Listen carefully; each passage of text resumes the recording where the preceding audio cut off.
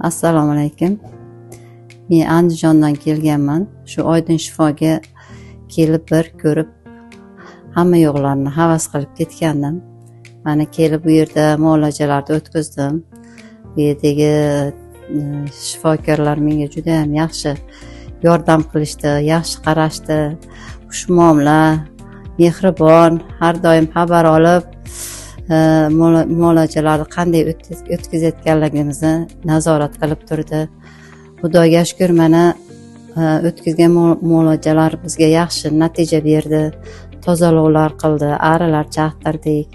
Hammasi tabiiy yo'l bilan davolash bizga yoqqani uchun shu yo'lni tanladik. Hammalariga rahmat. Mana Xudo xolasa bu yerga kelib shifo topib ketyapmiz.